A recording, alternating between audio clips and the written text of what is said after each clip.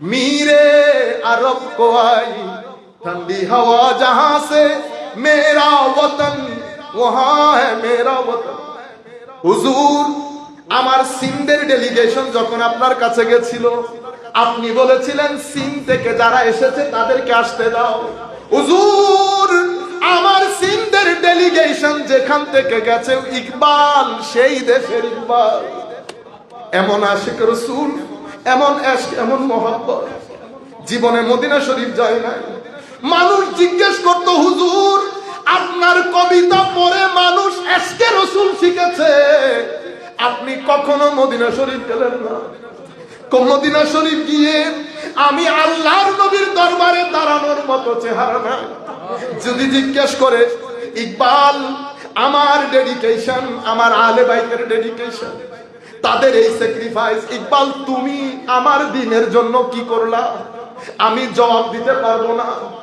আমার ভাইয়েরা, এত বড় বড় আশিক ছিল। হযরতে আব্দুর রহমান জামি রাদিয়াল্লাহু তাআলা আনহু যখন মদিনা শরীফ যাচ্ছেন, হায় হায়, আমার নবী মদিনার গভর্নরকে বললেন, কালকে এই আকৃতির এক ভদ্রলোক আমার এখানে আসবে, তুমি তাকে আমার মদিনার বাউন্ডারিতে ঢুকতে দিও না। একদিন, 2 দিন, 3 দিন, 3 দিনের পরে উনি বারগায়ে রিসালাতে আরজ করলেন, ইয়া রাসূলুল্লাহ আমি প্রতিবন্ধকতা সৃষ্টি করলাম, কিন্তু আমি যেই ইশক মহব্বত দেখলাম আমার তো ভিতর বাহির হয়ে যাওয়ার জোগাড়। আমার নবী বললেন, শোনো আমি যদি তাকে ইজাজত দিয়ে দেই, সেই যদি আমার মাজারে এসে আমাকে সালাম দেয়, আমি সালামের জবাব না দিয়ে পারবো না। আমি দুনিয়ার রুল, দুনিয়ার কানুন খতম করে দিতে পারবো না। আমার ভাইরা, আমার নবী সেদিনও জিন্দা ছিলেন, আজকেও জিন্দা। সেদিনের জিন্দেগি এক ধরনের ছিল, আজকের জিন্দেগি আরেক ধরনের। সেই দিন সবাই ফুয়ুজাত পাইতো, আজকে সবাই পায় না। একদিন ইমাম ইদ্দুদ্দিন ইজি রাদিয়াল্লাহু তাআলা আনহু, উনি উস্তাদ ছিলেন, বের হলেন। তারা একটু পরে, আমরা লাঞ্চের জন্য ব্রেক নেই না, ব্রেকের জন্য বের হয়েছে। হযরতে ইমাম তাফতাজানি পড়ছেন, মন অনেক খারাপ, কিতাব বুঝে আসে না। এক ব্যক্তি এসে বলতেছে, হুজুর বাইরের 3 ভদ্রলোক আপনাকে ডাকতেছে। কোন আমি তো এখন যেতে পারবো না, আমি পড়তেছি। শেষে গেলেন, গিয়ে দেখতেছেন কে, আমার নবী, আমার নবীর 2 জন জলিলুল কদর সাহাবী নিয়ে দাঁড়ানো। সাদ তোমাকে এতক্ষণ ধরে ডাকছি, তুমি কেন আসছো না? হুজুর আমি তো জানতাম না 2 জাহানের বাদশা আমার ঘরে, আমি জানলে কি হুজুর প্রথমে না এসে পারতাম। তখন আমার নবী যা করার করলেন। সাদ ফেরত আসলো, ফেরত আসার পরে শিক্ষক ছাত্র জবাই আসলেন, আসার পরে আবার দরস শুরু হলো। 2 মিনিট আগের সাদউদ্দিন তাফতাজানি, আগের সাদউদ্দিন নাই, এখন উস্তাদের আগে আগে পড়ে। হযরতে ইদ্দুদ্দিন ইজি রাদিয়াল্লাহু তাআলা আনহু আহলুস সুন্নাহ ওয়াল জামাতের অনেক বড় ইমামের নাম। ইজি রাদিয়াল্লাহু তাআলা আনহু অবাক হয়ে গেলেন, যেই সাদ ভালো করে কিতাব পড়তো না, বুঝতো না, এখন সাদের উপরে আর কেউ কথা বলতে পারে না। হুজুরের ইন্তেকালের পরে সাদউদ্দিন তাফতাজানি হয়ে গেলেন ওই মজলিসের শায়েখ। এরপরে আকায়েদে নাসাফি 2.5 পৃষ্ঠার আকীদার কিতাবের উপর শরা লিখলেন, সেটা হয়ে গেল শারহ আকায়েদে নাসাফি ইমাম তাফতাজানি। উম্মত তো অনেক ভুল করবে, উম্মতের এই ভুলকে শুধরিয়ে দেবেন কে? আমার নবীর ইস্তেগফার, আমার নবীর। এখন আমার ভাইয়েরা কি বলে, তো এই ক্ষমা চাইতে বলছে, কারণ এখানে গুনার কারণে। কিসের কারণে? ও ভাই দেখেন, কিছু জিনিস বোঝার জন্য ইউনিভার্সিটিতে পড়তে হয় না, শুধু আপনার মধ্যে কমন সেন্স থাকলে হবে। কমন সেন্স আপনি দেখেন, আমাদের এখান থেকে ঢাকা বিশ্ববিদ্যালয়ের মানুষ আর যেটা মাস্টার করতাম, আমি বেড়া মাস্টার অনলাইন আবার হাড়ি হাড়ি লাগাই নদী নাই দুপুর করেছি ভালো সম্পর্ক। তো এখন ই বেড়ে গেই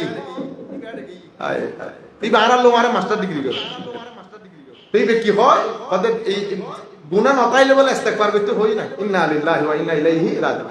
আল্লাহ ধরেন ফর দা টাইম বি, মনে করেন আমি একজন এইথিস্ট, আমি আপনাকে এখন কিছু রেশনাল প্রশ্ন করি, আপনি রেশনাল প্রশ্নের উত্তর দিবেন। ইজা জা নাসরুল্লাহ, এর অর্থ কি? এর অর্থ দিয়ে আল্লাহর সাহায্য সহযোগিতা আইবো, বিজয় আইবো, ঠিক আছে? আপনি দেখবেন দলে দলে মানুষ ইসলাম কবুল করছে, ঠিক আছে? এরপরে আপনি আল্লাহর প্রশংসা করেন, এটা বুঝলাম। ইস্তেগফার করতে কেন বলা হয়েছে, রেলেভেন্সটা কি? যদি ইস্তেগফার ভুলের জন্য হয়, গুনাহের জন্য হয়, তো উনি তো শুরুতে অ্যাপ্রিশিয়েট করছেন, অ্যাপ্রিসিয়েশনের পরে কন্ডেমনেশন কখনো আসে না। মানে অনেক করলে প্রশংসা করবে, এরপরে কি গাল দিবেন না? আল্লাহর দুনিয়াতে যারা কিছুটা দর্শন, এই জন্য আমাদের সকলের একবার দর্শন করা উচিত, অন্তত সক্রেটিসের দুই একটা বই পড়া উচিত, প্লেটোর কিছু বই পড়া উচিত, তাইলে কিছুদিন মাথায় আসবে। আল্লাহ প্রথমে অ্যাপ্রিশিয়েট করছে, অ্যাপ্রিশিয়েটের পরে আমি লিখে দিছি আপনি অমুক ভালো মাশাআল্লাহ এই সেই, পরে কি আমি বলবো আপনার অমুক গুনাহ ছিল, আপনার ওই গুনার কারণে আপনি আগে তওবা করেন, এটা বলবো? এটা হয় না কখনো। ইস্তেগফার কেন করতে বলেছে? কারণ আমরা মনে করি ইস্তেগফার গুনাহের কারণে হয়, শুধু হয় না। ইস্তেগফার গুনাহের কারণে ইস্তেগফার, রিজিক কম হলে ইস্তেগফার, খরা দেখা দিলে ইস্তেগফার, কারো সন্তান না হলে ইস্তেগফার। এটা হযরত আলী কোরআনের আয়াত করে আমাদেরকে বুঝিয়েছে। আমরা আর ওইদিকে না যাই, যেহেতু এটা নিয়ে আমরা অনেকবার কথা বলেছি। তো আমি যেটা বলতে চাচ্ছিলাম, রুয়ে জমিনের মধ্যে সবচেয়ে সফল আমার নবী সাল্লাল্লাহু আলাইহি ওয়াসাল্লাম। আমাদের নবীকে সামনে রেখে এখন আমার নবীর পারপাস কি ছিল? আমার নবীর পারপাস ছিল আমার নবী দ্বীনকে প্রতিষ্ঠা করবে, দ্বীনকে প্রতিষ্ঠা করবে। আমার নবী দুই ধরনের সফলতা, একটা দুনিয়াবি, একটা পরকালীন সফলতা। রুয়ে জমিনের মধ্যে কোন ব্যক্তি আপনি পাবেন না যাকে আল্লাহ দুই সফলতা একসাথে দান করেছে এবং এই আন্দাজের দান করেছে। আমার নবীর দুনিয়াবি সফলতা, আমার নবী ওই রাষ্ট্রের সর্বোচ্চ পদে অধিষ্ঠিত, আর কিয়ামতে তো মাকামে মাহমুদে অধিষ্ঠিত। দুনিয়ার মধ্যেও আসমানে, আখিরাতের মধ্যেও আসমানে। এরকম সফল আপনি কাউকে পাবেন না। সেই কারণে আপনি যখন সফল হতে চাইবেন, তো আপনার পারপাস কি? আমার পারপাস যদি শুধু জব হয়, শুধু টাকা পয়সা হয়, তাহলে আমার মনে হচ্ছে আপনি ভুল করবেন। কেন? কারণ আপনি যদি ইংল্যান্ড আমেরিকার লোকে দেখেন, তাদের কাছে টাকাও আছে, পয়সা আছে, জবও আছে, কিন্তু তারা কেউ শান্তিতে নেই, নাই। তাদের সমাজের মধ্যে সব ধরনের ক্রাইম বেশি, কোনো পারিবারিক জীবন নাই, কোনো পারিবারিক, যেই ব্যক্তির পারিবারিক জীবন থাকে না সেই ব্যক্তি শান্তিতে থাকতে পারে না। তাহলে সেটাকে আমরা মডেল হিসেবে নিতে পারবো না। আমরা মডেলে আসতে হবে আমার নবীরটা। তো আমার নবীর মডেলের মধ্যে আমাদের যদি দুনিয়াবি এবং উখরবি, আমি যদি আপনাকে দুনিয়াটা বলি, শুধু দুনিয়াটা, আপনি সফল হওয়ার জন্য কিছু জিনিস আপনার মাথায় রাখবেন। প্রথম বিষয় যেটা আমাদেরকে হুজুর গৌসুল আজম শিখিয়েছেন, উনি আমাদের জন্য মডেল, অ্যামেজিং মডেল। দুনিয়ার ক্ষেত্রেও মডেল, আখিরাতের ক্ষেত্রেও মডেল। দুনিয়ার মধ্যে কিভাবে মডেল? উনি শিক্ষক হিসেবে পুরা পৃথিবীর হিস্ট্রির মধ্যে, আপনারা আমি জানি এই কথাটা এভাবে শুনেছেন কিনা, পৃথিবীর হিস্ট্রির মধ্যে যত শিক্ষক এসেছেন এবং আসবেন, হুজুর গৌসুল আজমের মতো এত আজিম, এত সফল শিক্ষক আপনি পাবেন না। উনি এমন একজন শিক্ষক, যখন উনি বাগদাদের জমিনে শিক্ষকতা করতেন, ওনার মজলিসের মধ্যে 70,000 লোক, ইমাম ইবনে হাজার আসকালানী রাদিয়াল্লাহু তাআলা আনহুর ভাষ্য মতে 70,000 প্রফেসর, ডক্টরেট, তখনকার যুগ অনুযায়ী ইমাম ইবনে জাওজির মতো ইমাম ওনার মজলিসের মধ্যে ছাত্র হিসেবে বসে থাকতেন। ওনার মজলিসের মধ্যে উনি প্রায় 13টা বিষয় পড়াতেন, 13টা বিষয়। সেই বিষয়গুলোর মধ্যে উনি পুরো বিশ্ব থেকে, কারণ বাগদাদ তখন সেন্টার অফ সিভিলাইজেশন, আজকে যেমন হার্ভার্ড, অক্সফোর্ড, ক্যামব্রিজ, তখনকার যুগে বাগদাদ সেন্টার অফ সিভিলাইজেশন। সবাই মিলে হুজুর গৌসুল আজমের দরসের মধ্যে যত লোক বসতো, 70,000 স্টুডেন্ট এখনো ক্যামব্রিজের মধ্যেও নেই। 70,000 স্টুডেন্ট ক্যামব্রিজের মধ্যেও নাই, 70,000 স্টুডেন্ট আপনি হার্ভার্ডের মধ্যেও নাই। কিন্তু হুজুর গৌসুল আজমের ওই কোন প্যান্ডেল শামিয়ানা ছাড়া 70,000 বড় মাঝারি রকমের ইমাম, তখনকার যুগের এক্সপার্ট গুলা বসতেন। হুজুর গৌসুল আজম, আজীব বিষয় আপনি দেখেন, দুই ধরনের লোক তৈরি করেছেন। এক ধরনের লোক দুনিয়া পরিচালনা করার জন্য, আরেক ধরনের লোক আখিরাতে, অর্থাৎ আমার নবীর ওই যে নববী নূর, এই নূরকে বন্টন করার জন্য হুজুর গৌসুল আজম আলাদা একটা দার্সের ব্যবস্থা করেছেন সিনা তৈরি করার জন্য। কি তৈরি করার জন্য? কলব তৈরি করার জন্য, যেখানে বসে আল্লাহর ওলি হতো। এবং যখন হযরতে সালাহউদ্দিন আইয়ুবী রাহমাতুল্লাহি আলাইহি উনি যখন কুদস আক্রমণ করে মুসলমানদের জন্য উদ্ধার করে, ঐতিহাসিকরা সবাই বলেছে এই কথা যে হযরত সালাহউদ্দিন আইয়ুবীর সৈন্যবাহিনীর অসংখ্য সৈন্য হুজুর গৌসুল আজমের ফেস প্রাপ্ত ছিল, এবং ওনার যিনি চিফ অ্যাডভাইজার ছিলেন উনি হুজুর গৌসুল আজমের শেষ বয়সের খলিফা ছিলেন, শেষ বয়সে খলিফা ছিলেন ইবনে কুদামা আল মাকদিসি রাদিয়াল্লাহু তাআলা আনহু। হুজুর গৌসুল আজম এত আজিম শিক্ষক, উনি দুনিয়াতেও কেমন শিক্ষক দেখেন, আজকের দিন পর্যন্ত পৃথিবীর যেই প্রান্তে যাবেন যান, প্রত্যেক মাসে উম্মত যাকে স্মরণ করে এবং এভাবে প্রত্যেক বছর পৃথিবী যাকে স্মরণ করে শিক্ষক হিসেবে, আজকেও যদি আপনি কোন জাতিকে সভ্য করতে চান, সুশীল করতে চান, হুজুর গৌসুল আজমের শিক্ষার কোনো বিকল্প নাই। উনি বলছেন, আমি যদি হুজুর গৌসুল আজম, আমার নবী তো অনেক বড়, আমি যদি হুজুর গৌসুল আজমের শুধু তিনটা জিনিস নেই, তিনটা আপনার সফলতার জন্য, তো হুজুর গৌসুল আজম তিনটা জিনিসের উপর জোর দিয়েছেন। একটা হচ্ছে ইলম। ইলম বলতে আপনি যেই কাজ করতে চান সেই কাজে পরিপূর্ণ জ্ঞান আপনার ভিতরে আছে কিনা আপনি আগে চিন্তা করেন। যেই কাজ আপনি করতে চাচ্ছেন ওই কাজের উপর আপনি ইন্টারেস্টেড কিনা। আপনি যখন ইন্টারেস্টের বাইরে কাজ করতে যাবেন আপনি সফলতা পাবেন না, আপনার ভিতরে অস্বস্তি থাকবে। আপনি যেটাতে আপনার মনে আনন্দ পান আপনি সব সময় সেই কাজ করতে চাইবেন। সম্মান না, আপনি যেই কাজে ইন্টারেস্ট বোধ করবেন সেই কাজ আপনার জন্য সম্মান নিয়ে আসবে। আপনি যেটাতে ইন্টারেস্ট বোধ করেন না সেটা করতে গেলে উল্টা রিঅ্যাকশন হবে, উল্টা রিঅ্যাকশন। সুতরাং আগে আপনি নিজেকে নিজে জানেন, বুঝেন আপনি কি চান, যেটার উপর আপনি ইন্টারেস্টেড সেই কাজের জন্য আপনি জ্ঞান অর্জন করেন। আমার নবীর ইন্টারেস্ট ছিল দ্বীনকে প্রতিষ্ঠা করা, আল্লাহ রাব্বুল আলামিনের তালিমাতকে জমিনে বাস্তবায়ন করা। আমার নবী সেভাবে নিজেকে প্রতিষ্ঠিত করেছে। প্রথম 40 বছর আমার নবী নিজের ব্র্যান্ড তৈরি করে ফেলেছে, আল আমিন উপাধিতে ভূষিত হয়েছে। কেন? কারণ উনি যদি কোন রকম দুষ্ত্রুটি, 40 বছরের মধ্যে এক সেকেন্ডের জীবনে যদি আমার নবীর একটা ব্ল্যাক স্পট থাকতো, আপনারা কি মনে করেন কুরাইশরা চুপ করে বসে থাকতো? তারা ওই আর এটা হয়তো না হতে বিসেরি বিসেরি চাই, বিসেরি বিসেরি চাই মানে বুঝছেন না, এরা বসে এরা কুরে কুরে দেখেছে আমার নবীর কোনো দোষ বের করতে পারে কিনা। পাগল হয়ে গেছে। 40 বছরের জীবনের মধ্যে একটা সেকেন্ড আমার নবীর এমন ছিল না যেটাকে আপনি বলতে পারেন যে এটা সমালোচনা করা যায়। এইরকম বেআইন ছিলেন আমার নবী। যখন আবু সুফিয়ান রাদিয়াল্লাহু আনহু পরবর্তী ইসলাম কবুল করেছেন, জিজ্ঞেস করা হয়েছে, নাজ্জাশী জিজ্ঞেস করেছেন, আপনি বলেন তো দেখি এগুলা বাদ দিয়ে মুহাম্মদ সাল্লাল্লাহু আলাইহি ওয়াসাল্লামের চরিত্র কেমন? হযরতে আবু সুফিয়ান জবাব দিয়েছেন, তখন উনি কুরাইশের পক্ষ থেকে কাফেরের ডেলিগেশন হিসেবে গিয়েছে।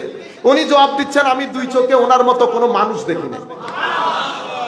আপনি বুঝতে পেরেছেন? প্রাণ তৈরি করেছে আমার নবী, একটা স্পট ছিল না। আজীব লাগে কি, ও আমি যদি কোরআন শরীফে একটা ভুল বলি এখানে, ওনারা আরে বাইরে দিবেন না, একটু বাইরেতে দিবেন না। কোরআন শরীফে জের জবরের ভুল হইলে আপনার এশকের মধ্যে আগুন ধরে যায়, আর আপনি আমার নবীর শানে লাখ কথা বলে আপনি শাইখুল হাদিস রয়ে গেছেন। কি হাদিস? শাইখুল হাদিস। কোন ভিতর থেকে কোন ধরনের আপনার ভিতর থেকে কোন ধরনের খারাপ লাগে না। আপনারা বুঝতে পেরেছেন? আমি আপনাদেরকে যে জিনিসটা বোঝাতে চাচ্ছি, ভিতর থেকে যেটার জন্য ইন্টারেস্ট ফিল করবেন সেটার জন্য নিজেকে তৈরি করেন। এবং দ্বিতীয় যে বিষয়, এই যেটার মধ্যে আপনি ইন্টারেস্ট ফিল করবেন, দেখবেন আপনার দিন চলে যাবে, রাত চলে যাবে, আপনার মাথায় খবর থাকবে না আপনি কোন দিক দিয়ে দিন অতিবাহিত করছেন। আপনার ভিতরে একটা খাস মহব্বত থাকবে, ওইটা আপনি ঘুমাইতে পারবেন না, দেখবেন সকালে উঠে দৌড় দিচ্ছেন ওইটাতে। তো মনে রাখবেন ওইটার জন্য আল্লাহ আপনাকে সৃষ্টি করেছেন, আপনি ওইটাতেই সময় দেন। যখন ওইটাতে সময় দিবেন আপনার যখন ইন্টারেস্ট বেড়ে যাবে, মনে রাখবেন ওখানে লাভ হচ্ছে কি ক্ষতি হচ্ছে আপনি এটাকে ম্যাটার করবেন। আপনি দেখবেন যে সামনের দিকে যাচ্ছে, মানুষ বলবে ফল নিয়ে বলো এত ক্ষতি হয় না, ক্ষতি না, সামনের দিকে যান। আমার কাজ ইটগুলা তুলে দেখা, কোন ইটের নিচে পানি আছে আমি জানি না, সেই কারণে আমার আল্লাহ কি বলেছেন, সুন্নতে ইলাহি ওয়াল্লাযিনা জাহাদু ফিনা লানাহদিয়ান্নাহুম সুবুলানা। সুবুল সাবিলের বহু বছর, নাও বহু বছর, দুই বহু বছর, মুজাব মুজাবিলে বাংলাতে কেমনে বলবো জানি না, মুজাব মুজাবিলে হয়েছে, দুইটাই বহু বছর, মানে কম্প্রিহেনশন আছে। অর্থাৎ আপনি যখন কোনো কিছুর জন্য আল্লাহর দরবারে চেষ্টা প্রচেষ্টা জারি রাখবেন, আল্লাহ আপনার জন্য সকল রাস্তা উন্মোচন করে দেবে। কিন্তু আমাদের কি নাই, আমাদের ধৈর্য নাই। এই ক্ষেত্রে কয়েকটা জিনিস আপনার জীবনে খুবই ইম্পর্টেন্ট, একটা এল, একটা সেলফ, আর যদি আমি আমার নবীর ওই দিক থেকে বলি, তিনটা চারটা জিনিস যদি আপনি আপনার জীবনের অলংকার বানাইতে পারেন, আপনি যে কোনো পর্যায়ে সফলতা পাবেন। সেটা কি? একটা জিনিস হচ্ছে ইলম, আপনি যেটা করবেন সেটা জানা, সততা। এটা এমন একটা বড় অস্ত্র, আপনি আপনার বিজ্ঞানাগারের মধ্যে একটু মানুষকে টাকা পয়সা দিয়ে অ্যাটম বোমা বানাইতে পারবেন, আপনি সততার অস্ত্র অ্যাটমের চেয়েও ভারী বেশি, সততার অস্ত্র অ্যাটমের চেয়েও ভারী বেশি। আমরা সমস্যা হচ্ছে সোসাইটির কারণে আমরা খুব দ্রুত নিজের প্রিন্সিপাল নষ্ট করে ফেলি। যে ছেলেটা সততা নষ্ট করে দিয়েছে সে বরবাদ করে দিয়েছে। আমাদের সফল না হওয়ার পেছনের কারণ one of the main factor, এবং আপনি মনে করতে পারেন মোস্ট ইম্প্যাক্টিভ ইনফ্লুয়েন্সিং ফ্যাক্টর হচ্ছে আমরা সৎ না, আমার কাজে আমি সৎ। এর পরবর্তীতে হচ্ছে ধারাবাহিকভাবে চেষ্টা প্রচেষ্টা, কিসের সাথে? একনিষ্ঠতার সাথে। আপনি যখন, এটাকে আমরা সুলুক এবং তাসাউফের মধ্যে মুজাহাদা বলি, আপনি চেষ্টা প্রচেষ্টা করে যাওয়া, এফোর্ট দিয়ে যাওয়া। তবে এফোর্ট মানে কি? এফোর্ট মানে নোয়াখালী হইলো এদিকে, আপনি এদিক দিয়ে এফোর্ট দিলে হবে না, আপনাকে এফোর্ট এদিকে দিতে হবে। বুঝতে পেরেছেন? আপনি এদিকে যেতে থাকে, মনে রাখবেন আপনি যখন সামনের দিকে যেতে থাকবেন, বন্ধু কি বলছে এটা বাদ দেন, নিজের রুহের আওয়াজ শোনার চেষ্টা করেন। রুহ কি বলে? আমরা কি করি, যখন একেবারে পজিশন মানে আর একটু হাত দিলে সামনে ফল পেয়ে যাবে, শয়তান তো কন্টিনিউয়াস ওয়াসওয়াসা দিতে থাকে। যেই মুহূর্তে আপনার মনে হবে না আমি পারবো না, মনে করবেন আপনি শয়তানের ওয়াসওয়াসার শিকার হয়ে গেছেন।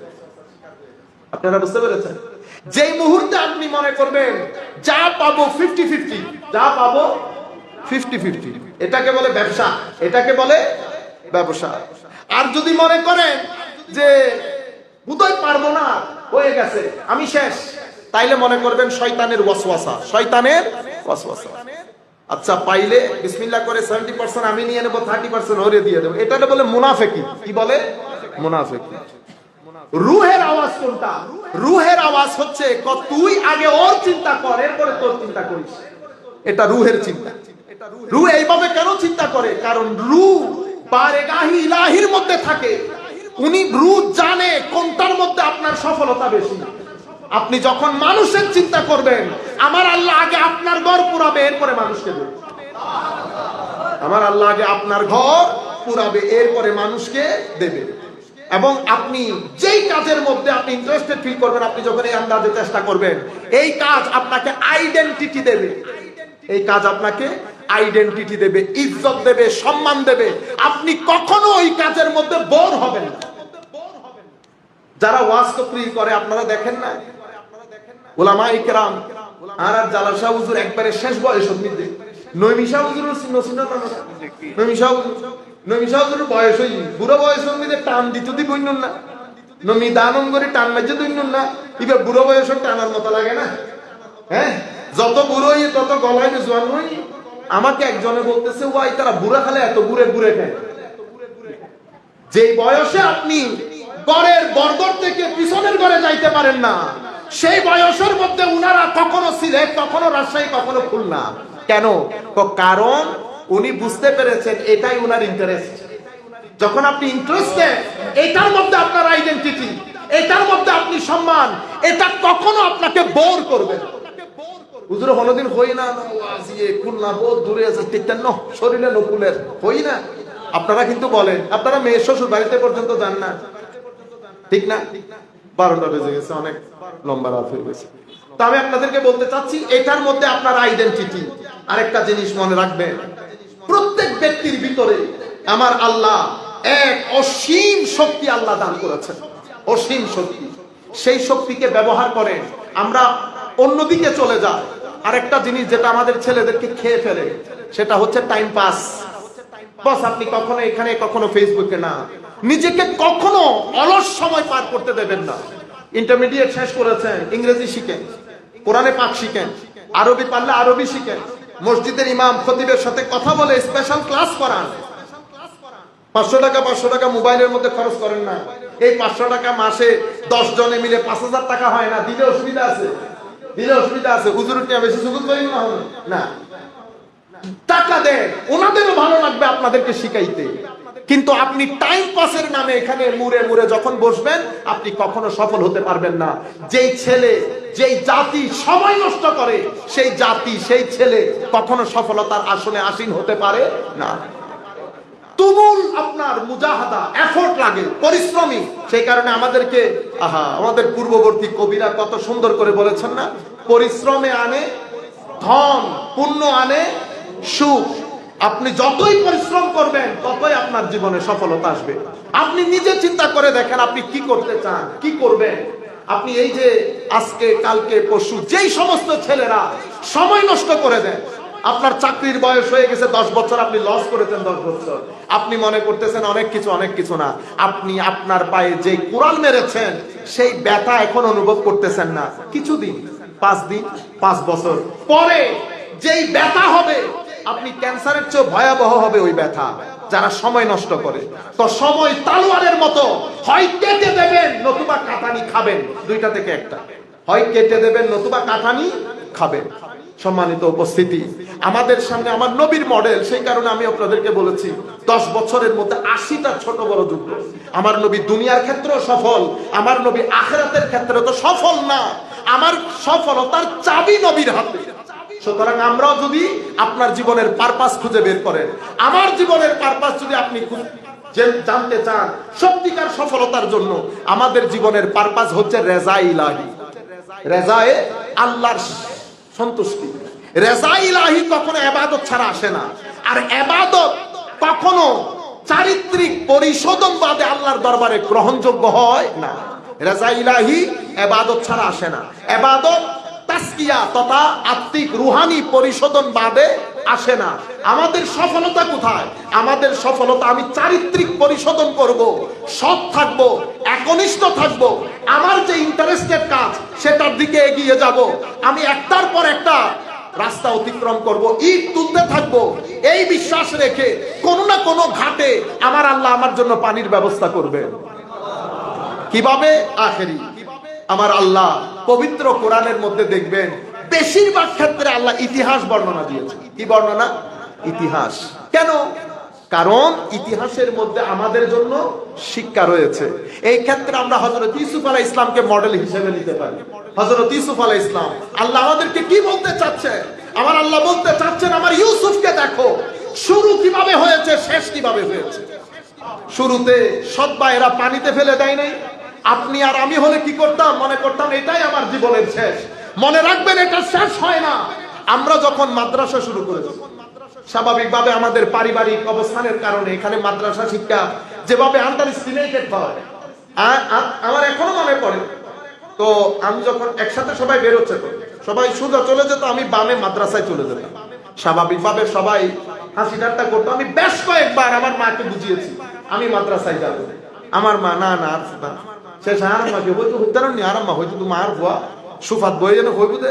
সবাই বলো আলহামদুলিল্লাহ, তারা বেগুন আর পরে হতে জোলাতে তারা হইব আলহামদুলিল্লাহ। ন বুঝো ইয়ে লোকটা মার উপরে দোয়া। আজকের জীবন কি একই রকম রয়ে গেছে? রয়ে যায় নাই। আল্লাহ পাকের মেহেরবানিতে আমরা তো ধরতে গেলে কিছুই না।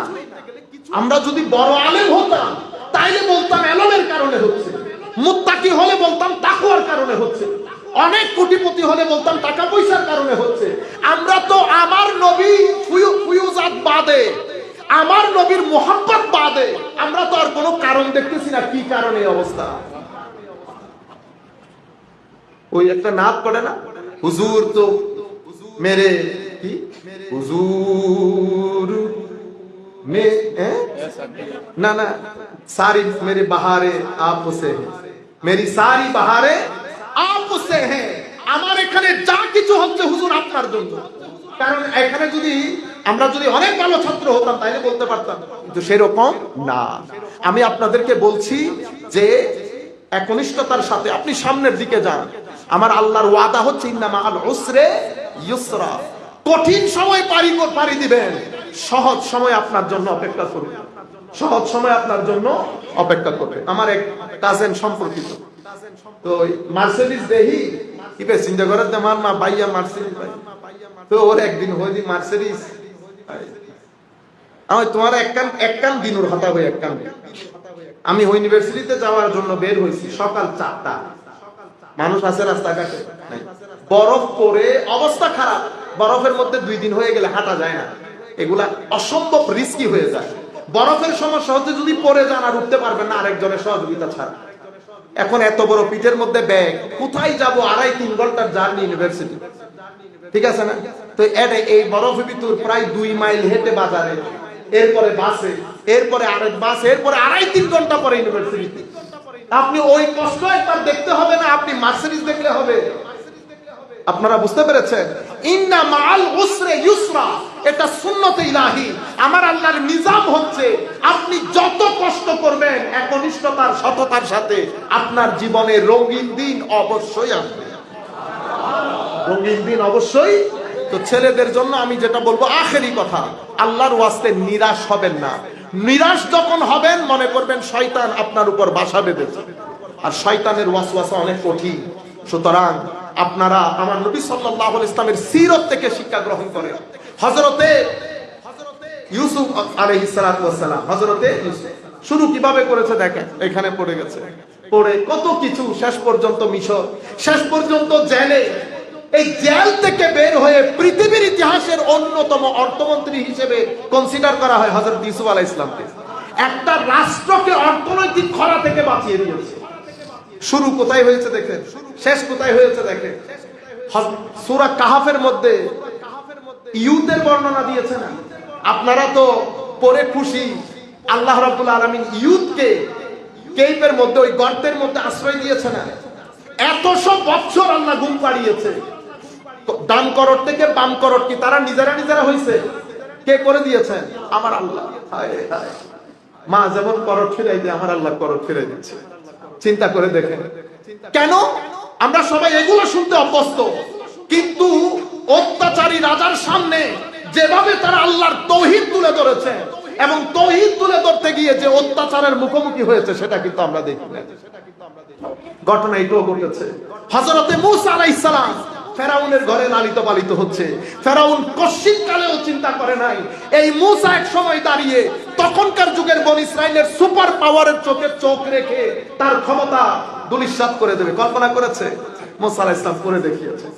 হুজুর গৌসুল আজম আব্দুল কাদের জিলানী রাদিয়াল্লাহু আনহু 17-18 বছর বয়সে যখন বাগদাদ গমন করেছে, 40টা দিরহাম নিয়ে, কেউ কখনো স্বপ্নেও কল্পনা করেছে এই গৌসুল আজম পুরা পৃথিবীর জন্য গৌসুল আজমে পরিণত হবে? হুজুর গৌসুল আজম বাগদাদে এসেছেন, যে 40 দিরহাম মা দিয়েছে সাথে সাথে মানুষদেরকে দিয়ে দিয়েছে। পাতা খেয়ে শেষ পর্যন্ত রিওয়ায়াতের বর্ণনার মধ্যে তো এরকম এসেছে অসংখ্যবার হুজুর গৌসুল আজম খিদায় রাস্তার মধ্যে পড়ে গেছে। এইভাবে মুজাহাদা 20, 30, 40 বছর পর্যন্ত হুজুর গৌসুল আজমের জীবনের মুজাহাদা শেষ হয় নাই। সফলতা কি? সফলতা হচ্ছে কুল কায়নাত নাম ধরে বলে না, কি বলে? গৌসুল আজম। এটা হচ্ছে আমাদের জন্য, এই ইতিহাসগুলো আল্লাহ আমাদের জন্য এই কারণে বানিয়েছেন যেন আমরা এখান থেকে শিক্ষা গ্রহণ করি, যখন আমরা থেকে নিরাশ না হই। তাহলে আজকের পর থেকে প্রত্যেক ছেলেদেরকে বলবো, কোনো কাজ নাই ইংরেজি শিখে, কোনো কাজ নাই সফটওয়্যারের একটা কাজ শিখেন। কখন কোন কাজ আপনার জীবনে কাজ দেবে আপনি কল্পনাও করতে পারবেন না। সামনের সময় যেটা আসতেছে সেটা বাংলাদেশের মধ্যে অন্য ধরনের, কারণ পৃথিবী পরিবর্তন হচ্ছে। আপনি একটা চাকরির উপর বিশ্বাস করতে পারবেন না, এক চাকরি দিয়ে আপনি জীবন কাটাতে পারবেন না। নিজের জীবনের মধ্যে 2-3টা ডাইমেনশন রাখেন, যখন যেটা দরকার সেটার মধ্যে ঢুকে পড়বেন। আর যেখানে যান অজুর হালতে থাকবেন, ভিতরে জিকরে ইলাহি এবং আমার নবীর দরুদ জারি রাখবেন, আল্লাহর ইজ্জতের কসম করে বলছি দুনিয়াতেও সম্মানিত হবেন, কবরেও সম্মানিত হবেন।